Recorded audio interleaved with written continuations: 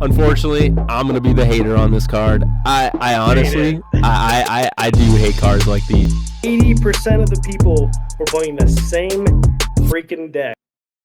Welcome to WWB Ward Wide Broadcast. What's up, guys? We're back with episode 27 of WWB. It's me and Billy, the duo episode. What's up, Billy? Yo. And we're coming back with some more Ward, guys. We just came off the back of this weekend with, Billy had Curious Crow tourney, so he's definitely going to have to inform me how that went because I wasn't there for that. And then we also have the Excalibur Con, which I went to for the full weekend. And I think Billy showed up on Sunday, so we both kind of have our stories about that. So definitely going to have to dive into those topics. But to start off, I would like to start with our summer league. You know, gotta keep repping it. You know, make sure everybody likes, subscribe, follows, and if you've been watching the games, you know, watch the games. I think it's been pretty interesting.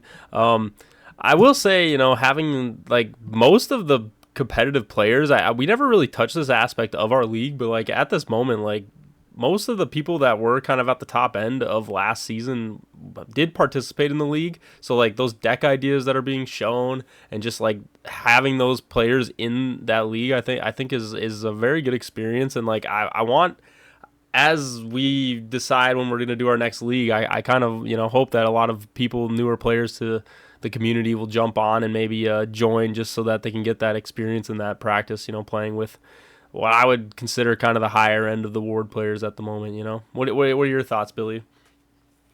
Yeah, sure. That's a good point. 8 out of 12 players were in the Ward Bowl last season, and I mean, the 4 players who aren't. I mean, Connor's new.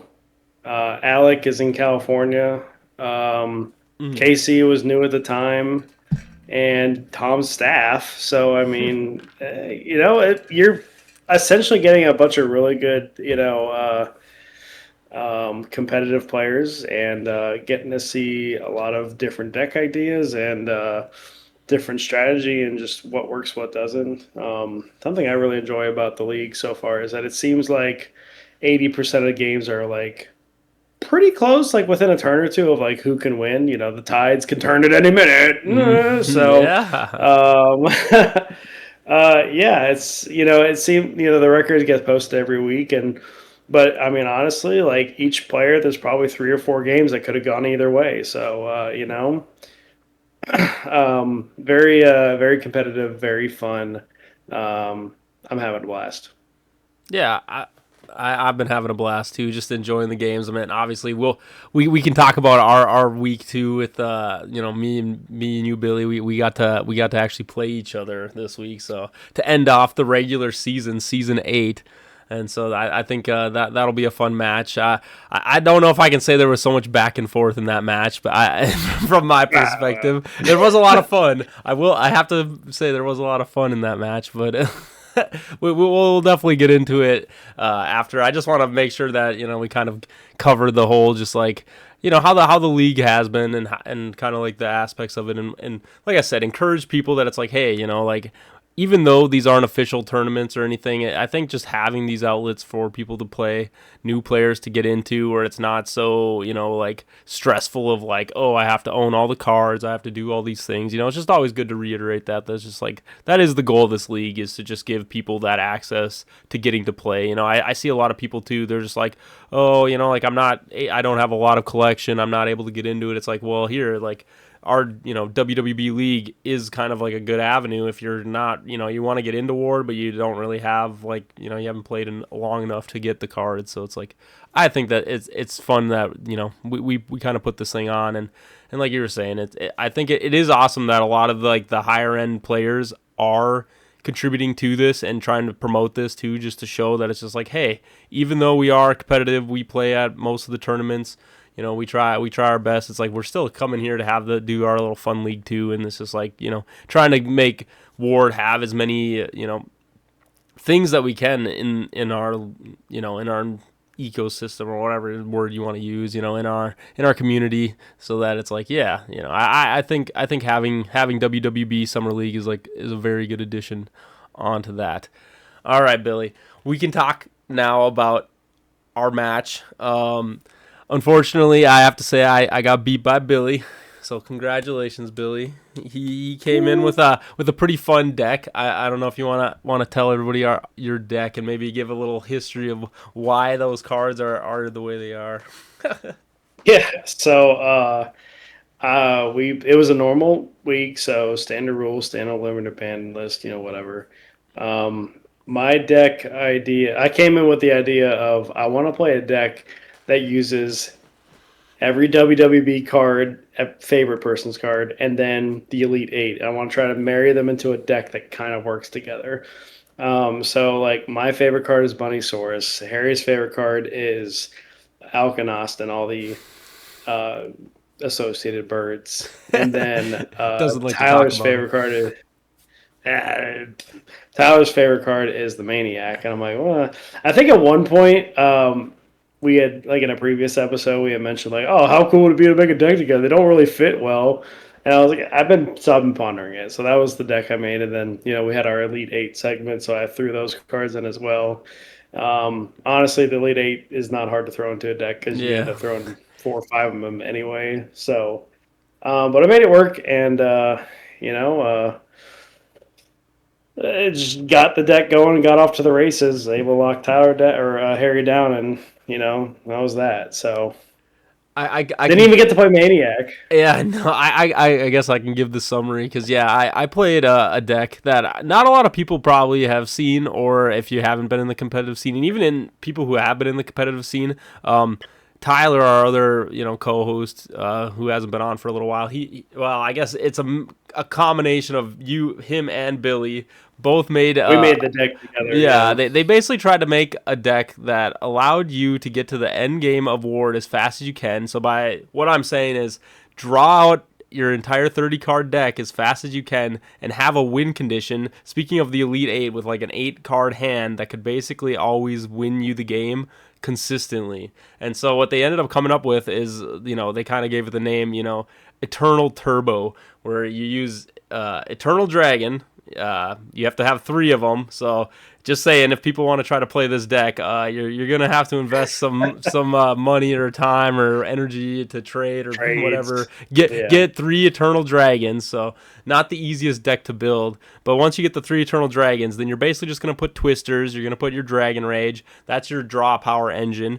And what Tyler ended up doing too is, so speaking of Elkanosts, we've covered it a little bit, but they have an effect that allows them to pull themselves out of your deck. So what you're doing is essentially taking those cards out of your deck and making it so that your deck has less and less cards in it. So then when you get to these draw cards, eventually you're able to use Frog of Fortune, Holy Light, Visitor from Beyond, all these recursion cards, and you just keep twistering and twistering and twistering and drawing and drawing and drawing and drawing until you get to the end of the game or at the end of your deck. So then everyone's decked out, and then basically they have a card called Turncoat, which I'm sure a lot of people know about, but it's a very powerful card in Ward where you're allowed to switch your creature with the other creature. And if you played Ward, you kind of know where I'm going with this.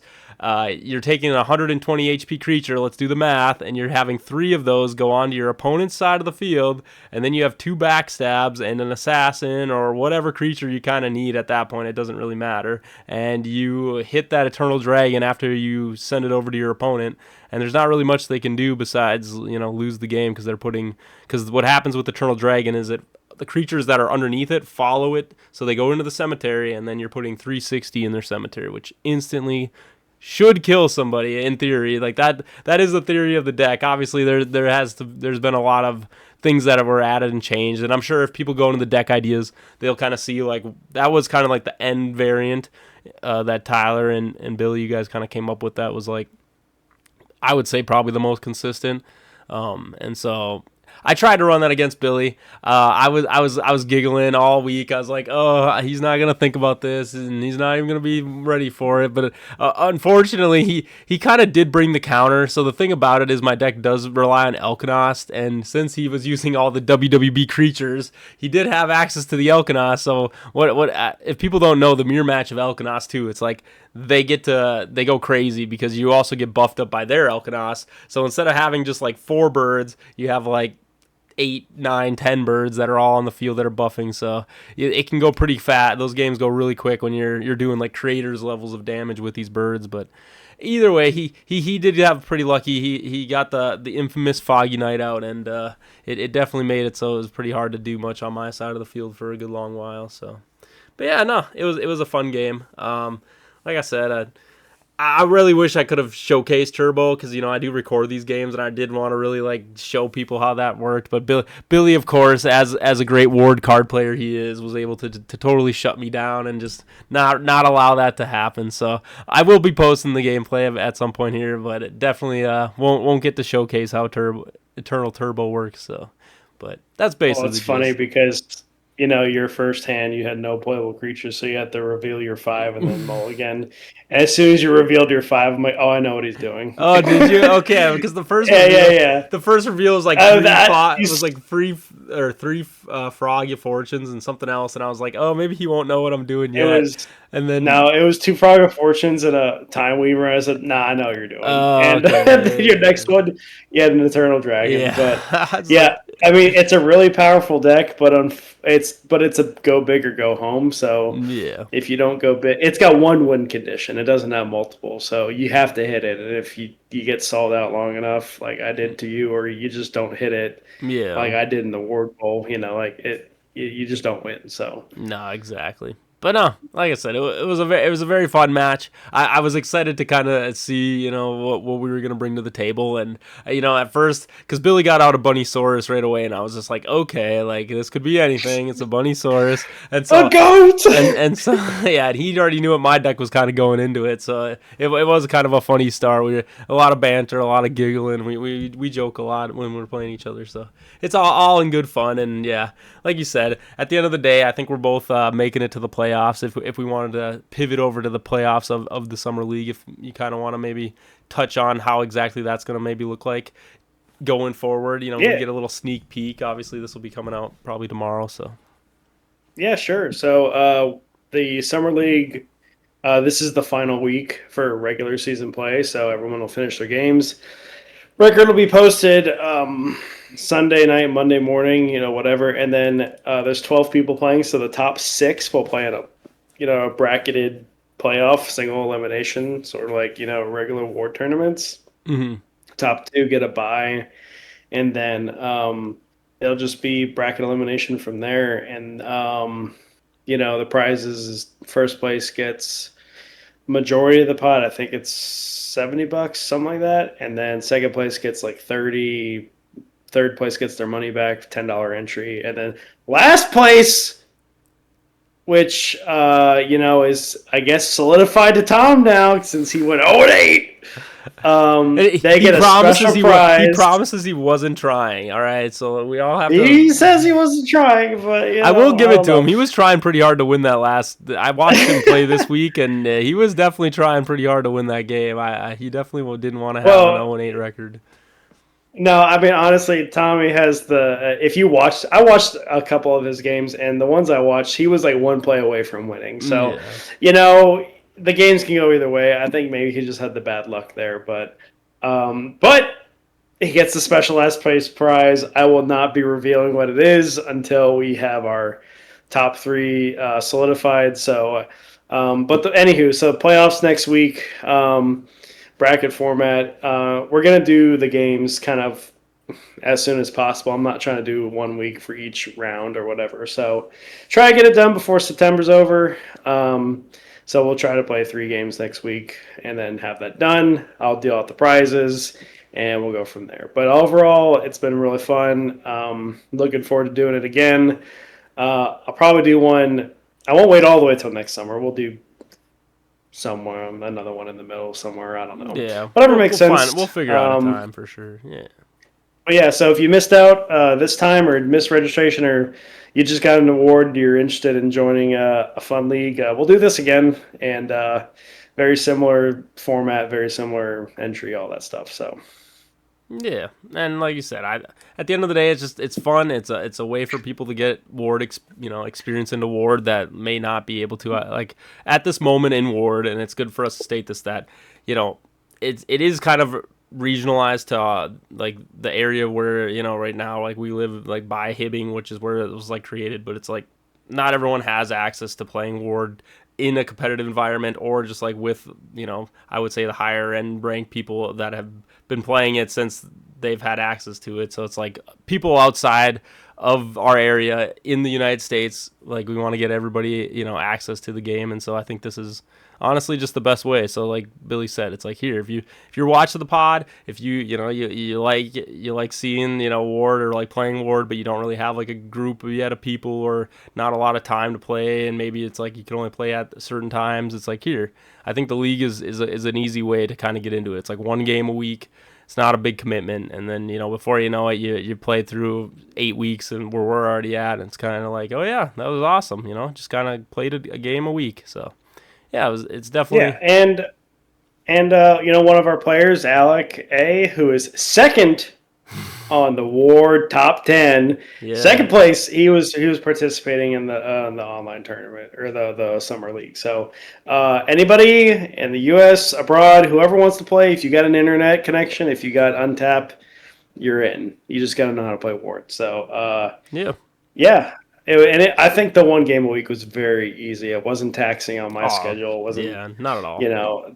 I had one week where Michelle and I were to play, and neither of us could because we both had vacation out of town. So we said, take a draw. No big deal. So, Hmm. um, I think it went well. I like the format a lot. No, 100% agreed. And like you said, we will be doing this in the future. So for all the people who want to get in on the leagues, I think it is a good addition, and we'll be excited to see everybody who joins onto the next one and just kind of see how big we can grow this thing. But moving on, we do have to talk about the weekend. Well, let's start with Curious Crow, Billy. You're gonna do the fill-in and tell me how Curious Crow went, because I need to know. Sure. Because speaking of how Alec got bumped down to number 2 in the rankings, Joe T. He is the Yeah, new ranked 1, so we better give him a shout out. number So Joe one. T, you're ranked number 1 in our hearts and Yeah, on the right. award rankings. So Billy, how did that Yeah, it's happen kind of exactly? Tell me the tale of Curious Crow, the 2 p.m. Curious tournament, Crow. the 2 p.m. Yeah, Curious Crow actually, tournament. I like the 2 p.m. tournament, but either way, yeah, it's kind of just as an aside. I mean, Joe T ranked number one. He came into Ward Bowl kind of as like he was in the War and Honor, kind of an unknown entity, and just came in and boom, third place. Really kind of a upset alert there. So really good on Joe. It's been fun getting to see him play decks and play in tournaments and do really well. So shout out to Joe. So Curious Crow, we had 6 people participate. Minimum needed. I think there was just a split between Excalibur Con and Curious Crow, and you can't go to both. So we had some at Curious Crow, and that's perfectly fine. So we had some. We did a double elimination bracket. Bring your own deck, and it's funny, we didn't really have any ranking. I mean, we kind of had rankings, but it was just draw names out of a hat, and that's where you're on the bracket. So I let's see. I don't remember who got first round buys, but I didn't, so I had to play somebody, Oh, and we were playing best 2 of 3s. Billy's So not used to not getting his buy right away. no, where's my buy? Whatever. No, that's not fine. He's too used to them. Um, but yeah, so I played round one. I played Adam M, who's a guy I work with, 2-0. So went on the next round. Played Joe Ooh. T, went 2-1. So he went to the losers bracket, and then trying to Yeah, remember if best I of played anybody threes. I else. mean, that must have been grueling too. At it. Oh my It's a goodness! little Like grueling, yeah. they It's a put little they grueling. I put you mean, through it, the ringer, huh? put the ringer, yeah. I had to have played somebody else. I don't remember because I did 3-2. Oh, I played Raven. That's right. Yeah, so I played Raven in winners bracket to semifinals or whatever. Went 2-0. So the deck I was playing and the deck he was playing were just a bad matchup. So Oh, it went straight through that. And then Joe T worked his way through the losers bracket, got all the way to the end, and uh, he got 2 wins on me, 2-0. I don't want to. I'm not going to discredit because he absolutely got the wins. We did. I was late to something else, so I told him. I said, "Hey, I can I gotta, imagine if you got something I gotta else. go. So I can concede, or we can roll dice and just call it. So he's like, "Yeah, yeah, sure. As long as this is fun, we roll Hey, dice." So that's how game Ward is one, we won. roll high dice. Yeah, I mean it's a dice game, right? So he won the high roll for game one, and then we tied, and then he won the high roll again. So I said, "Okay, you beat me fair and square." So that Heck was yeah. that. Did So Did you want to give a little bit? uh, I didn't hear you. Did you what kind of just run down your deck a little bit of what you brought oh or? yeah, yeah, yeah, sure. I was running a Maniac deck. Ooh. If I had to title it, I would call it "Make Maniac Great Again." So Oh jeez. uh, Yeah. Got to give him the hat had at to, that point. Jeez. yeah, right. I had no hat. So I needed, the old Maniac Terror organization was put every legendary equip that had plus hit dice on it, and so you just auto crit every time. The ruling now is that you have to roll truly, no matter how many hit dice you get, you have to roll 8 to 12 to get the crit. You can't just roll 5 dice and get it. So if you roll over 12, if you roll 13, 14, whatever, it's just a normal hit. So you have to modify it a little bit and be a little bit careful with your equips. But Right.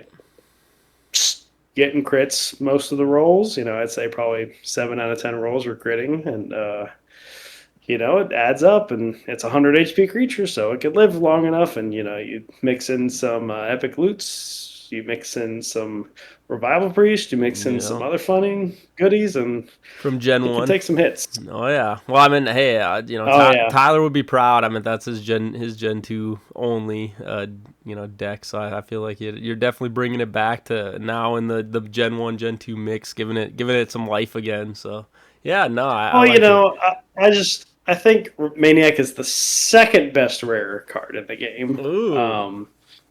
A scroll silence number one, no questions asked. Delete eight based. All right, all right. But I really like Maniac, and so I was kind of set out to just see if it would work, and it worked pretty well. So I'm happy with how it performed. No, it sounds good. Wrapping up the Curious Crow, like you said, the best of threes seem like yeah, definitely a little long, especially when you start a little later. But I don't know, like you said, it's trying to figure out that formatting of what works best, and obviously you want to make sure people get enough games in. I definitely think if we do want to touch formatting a little bit, I think there is a way to make it so it's like you don't have so many games to play. Like I know that it feels like people are like, oh, like we a lot of times like you have the double bracket system, the double elimination and stuff, and I'm fine with the whole tournament being one format, but I think it in the future Ward could really look to be like, how do we spice this up to make fit that time requirement? And I've been talking a little bit with some people about formatting, actually trying to get some Ward tournaments in the future, going, and I think. They come from Magic, at least the guy that I was talking to, and he's bringing up how they do a lot of Swiss and they just do a lot of randomness and whatever. And I was like, well, yeah, well, what if you just did like a couple rounds of Swiss, like 3 to 4 rounds of Swiss, get to like your top half of the table or whatever, and then the top half of the table, basically could be turned into now either like a single elimination bracket or a double elimination bracket. If it was a single elimination, I'd probably do the best of threes, kind of like the Curious Crow. I really like that. That if it's like, oh, you're gonna get knocked out, let's play best of 3 matches, right? Then that makes it feel a little better if it is only single limb. But if it is the double limb, I mean, you could still do like a double limb bracket. Whatever one fits the time criteria a little better. But I do think sometimes if you're just running that one format, like at the Curious Crow, it's like three, best of threes the whole way through. It's like that is a lot of games for somebody. It's like if you keep winning, you're playing quite a bit of games, and even if you're not winning, it's like you're still, if you play two different opponents, you're doing potentially 6 games right there, which is 6 hours in itself. Potentially, obviously, I know not every game can build your own deck, but you got to kind of always put yourself at like the maximum time that it could potentially take, so, and allow that time Yeah. to everybody. So yeah, but I mean, like I said, I mean, oh, I'll let you talk, Billy. the only reason we did double or best of three was I think we only had 6 people, so wanted to make sure everyone got theirs. They Yeah. committed to be there to play a tournament, so they want to play lots of games, right? And the Swiss is another really good way to do that. Just I don't know if you noticed, but what format is the WWB Summer League in? It's essentially Swiss and then a bracket, which is Mm-hmm. I kind of like that. See, So look at it. It's like it gives we're setting up for it. gives yeah, it gives people, you're not going to play if you go 0 and 2, you're just done. That kind of sucks. But Right. you get to play your games and play different people and get to play different types of decks. And some decks you'll match up really well against, some you won't. Some be kind of split in the middle. So yeah, I like Swiss plus bracket. Be cool to see a tournament done like that. Yeah. I just think An whenever official tournament. well, like I said, it's not that you have to. I just think it just depends on what your time requires. I know that time has been brought up a lot in the competitive scene, with Joe and everybody. They're always talking about it, and I think it's if we can try to find the best way. If time does always become kind of an issue in big tournaments and stuff, it's like here, why not try these other ways of doing a format maybe and just see? It's like we can still have the double elim or, like I said, single elim, best of threes at some point. But let's wait till it's like near the end of the day or whatever.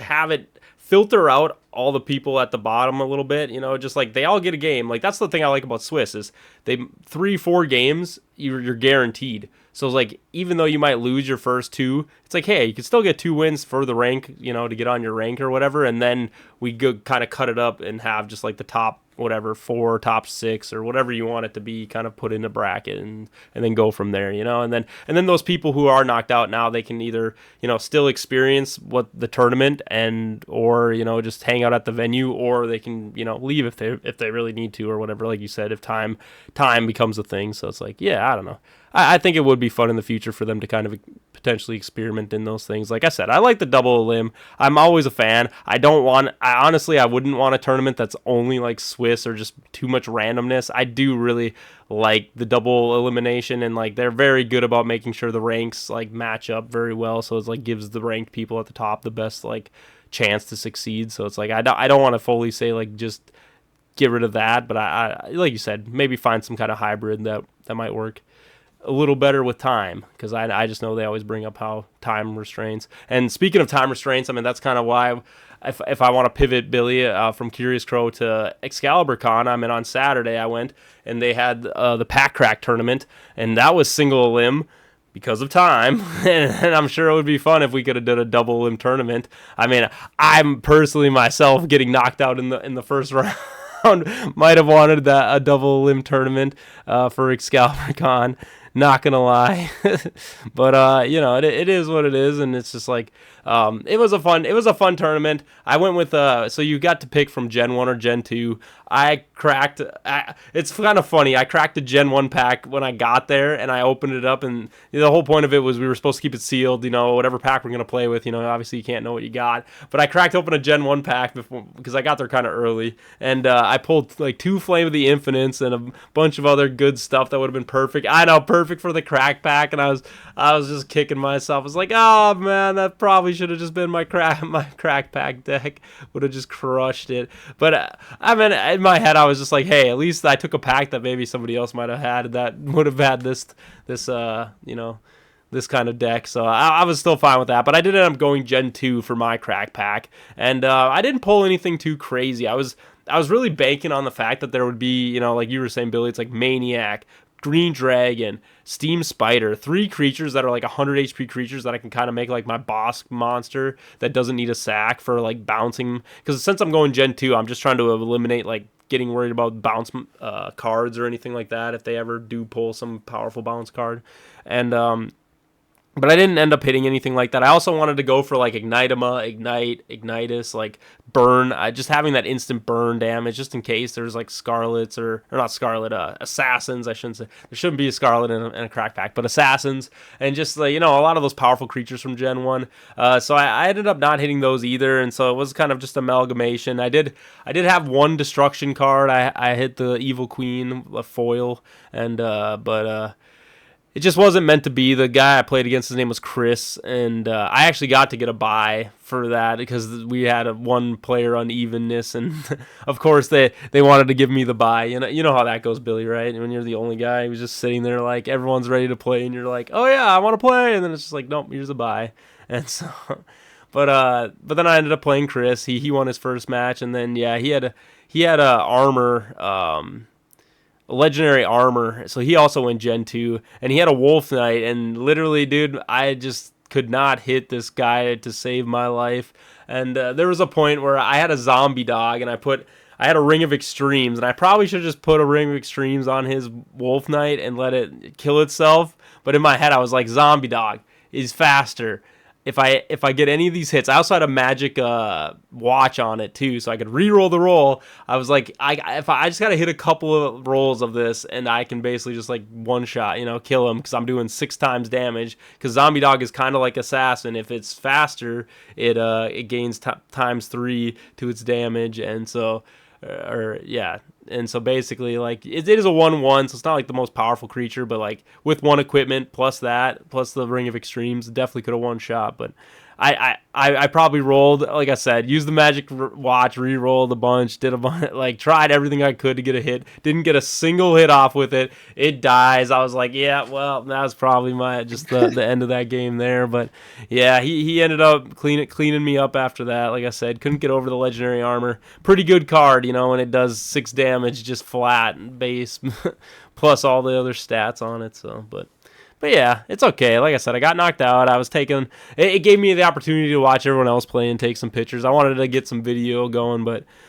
sadly, I didn't get too much video of the games. But it was a pretty fun tournament, and Jeremy ended up winning. He hit a Giga in his pack, so he went Gen 1, and yeah, so the Giga was kind of just carried him to the top, but it was pretty good. I mean, you had Casey there, you had Adam V. They definitely placed pretty well. Adam V took second, Casey took third. Ooh. Yeah, so like a lot of those guys that we were bringing up in our league, our summer league, that are also on the higher end of the ward, rankings, I would say they all placed pretty well. So now they're all in the ward rankings, and so are you, Billy.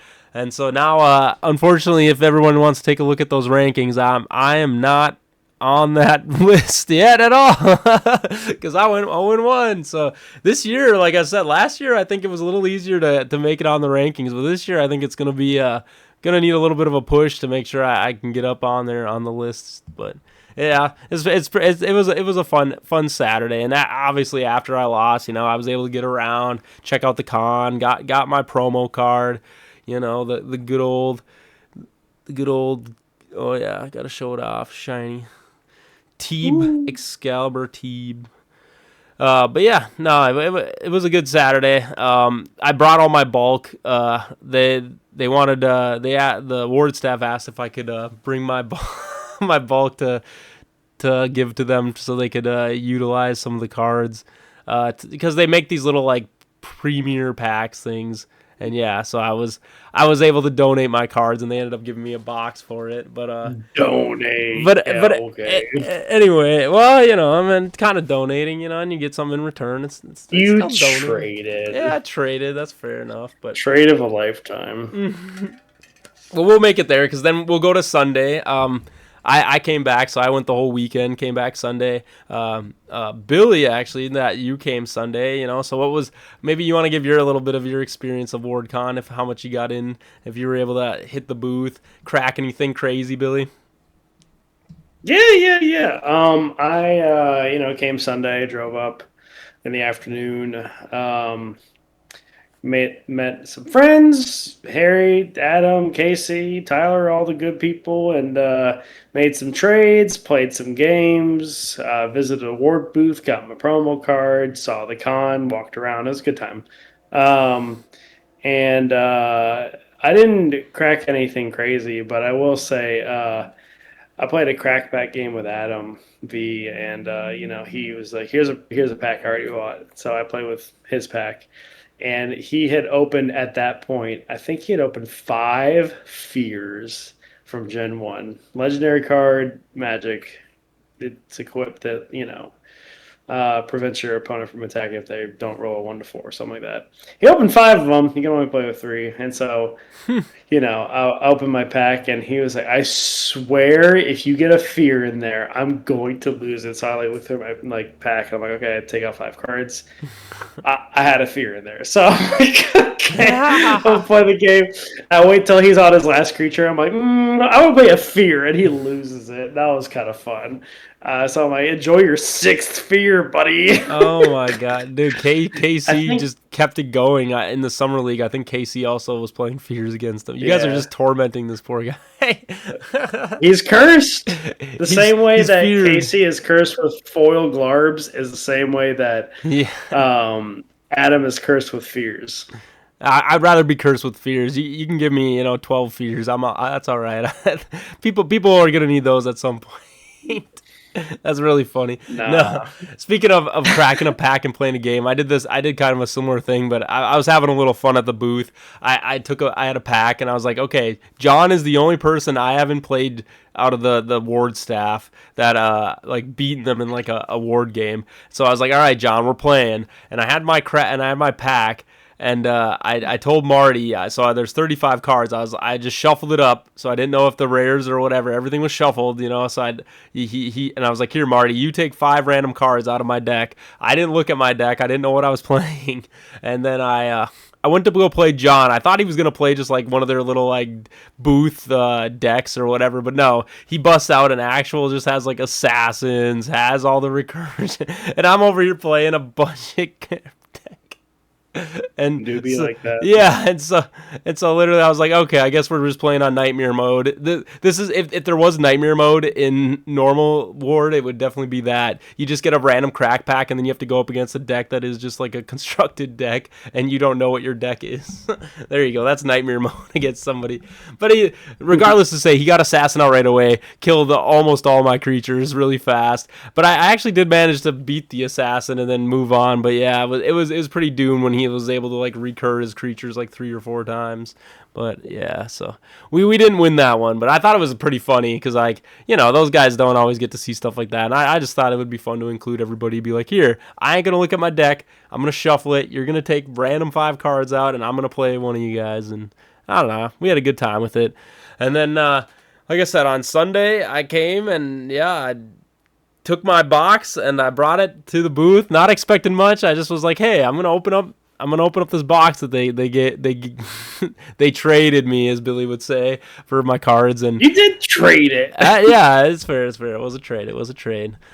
If you do see a picture of all my cards, man, there was a lot of cards on that table. But anyway, give us the reaction. What was the play-by-play?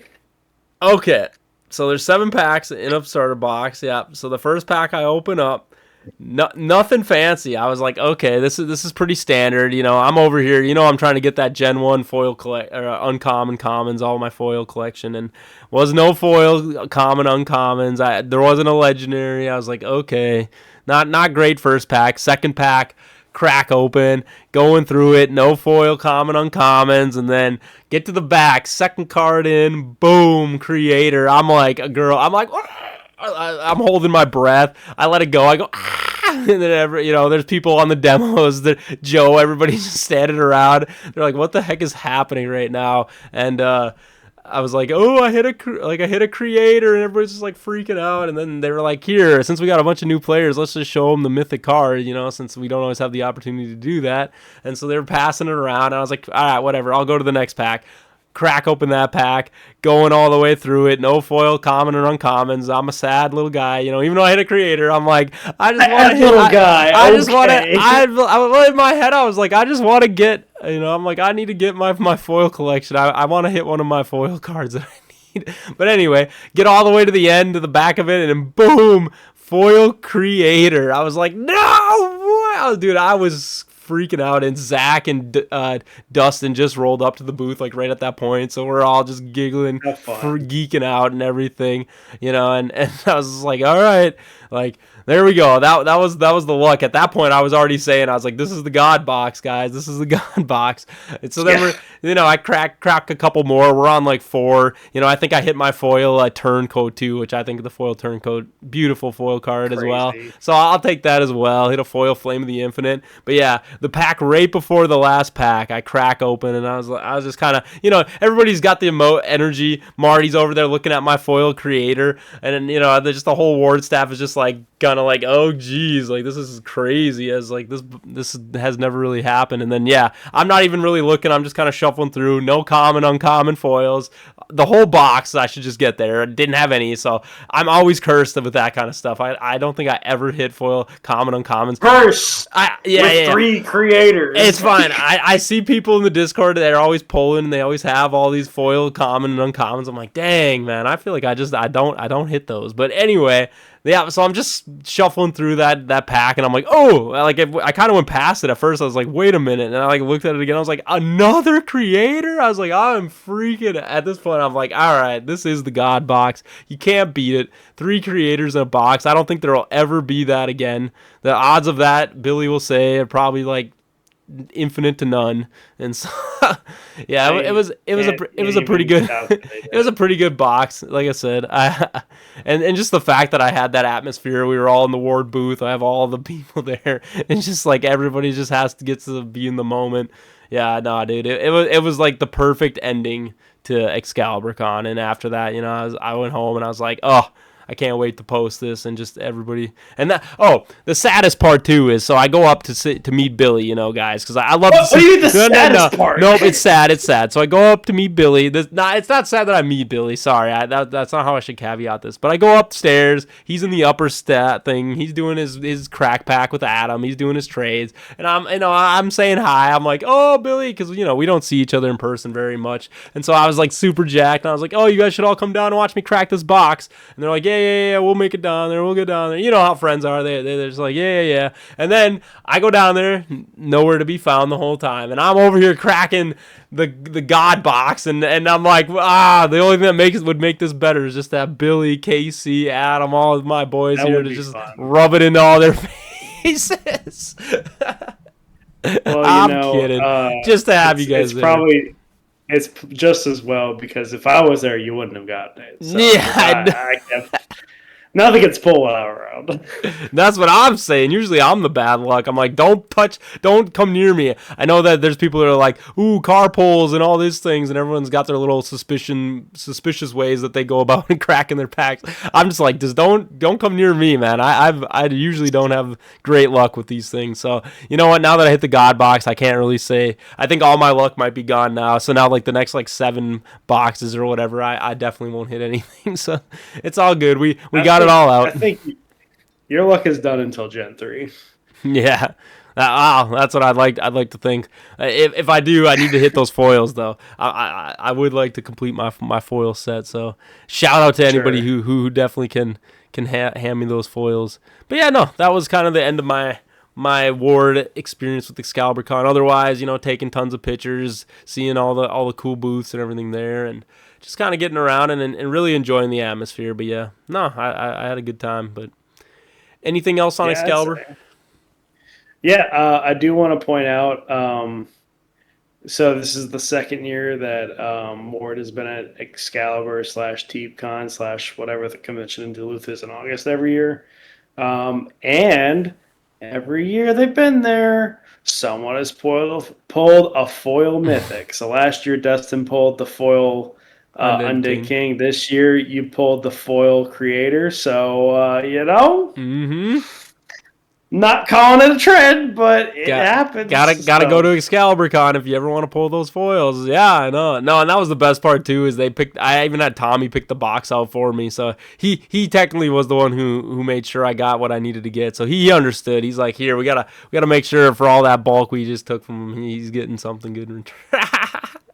It's okay, Billy. Somebody had a attack beacon foil, and I was like, ooh, I really want to get that. I was like, I don't think anyone has like a foil attack beacon that I know of. And I was like, there was some guy in the tournament, but then he lost, and he was a little bummed out after he lost. And I asked him if he wanted to trade before the game was over, and he's like, oh yeah, he's like, we could talk about it, and then.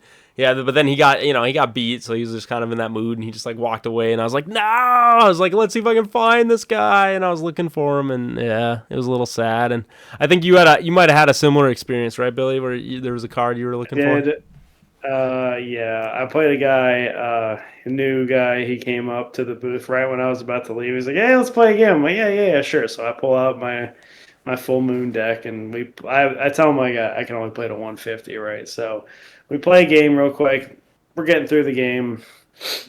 Halfway through the game, he's at 9 cards. He just toss a card. He throws a foil irresistible love in the cemetery. I'm like, well, hold up. So I look at that. I'm like, yep, that's what that card was. So we finish the game. He wins, and then, I said, okay, I gotta go. But before I go, do you want to trade that Irresistible Love? I don't have that card yet. And he was like, maybe. I mean, what do you got? So I give him a stack of foils. I'm like, hey, look through these. And so he looked, no, I don't want anything. So I'm like, well, is there anything I could give you? Like, I really like that card, and he's like, well, do you have the card that brings a creature out of the cemetery? I'm like, Ghost of the Past. Yeah, that one. Yeah, dog, I got one. Here. I've got a foil one. Here you go. You want to do that trade? He looks at it. He says, nah, I'm good. Oh. Walks away. And I'm like... Oh, Irresistible Love. Come back to me. My only... I don't know what I could have done. I gave him the card in foil that he wanted, and he still said no. So... Ugh. The heartbreak, right? Like you said, heartbreaker. It's fine. You're just trying. You're really trying. You're like, man, if only he knows that like no one has seen this card. It has literally just been one of the most elusive cards. Yeah. Oh, it's not the only time. It's not. It's been one other time pulled, but if we're gonna get you to foil 150, we got a team community effort. And, I guess I didn't play my part. Hey, at least you got to see it though, right? There you go. I got to see it. That was fun. It does exist. So. He knows it does exist. But anyway, with that, I like I said, Excalibur Con, great. Always think that that's a good spot where it's just like, ooh, this con fits really nicely in our area, and it kind of gives Ward the ability to showcase their game. I think it is kind of like a little more in their hometown. Obviously Hibbing doesn't really have too much of like a con, so it's like I think it is kind of nice when you get to Excalibur Con, and like you said, crazy pulls happen there. So if you couldn't make it out this year, definitely make it out next year. But with that, Billy, I think we kind of winding down. Final thoughts of Ward at the moment. We don't really have tournaments coming up that have been announced really yet that I am aware of. So it's a little quieter moment at the moment in Ward. But I'm sure everything is going to be picking up here pretty quick here. They're going to get in their season and stuff going on. So, but.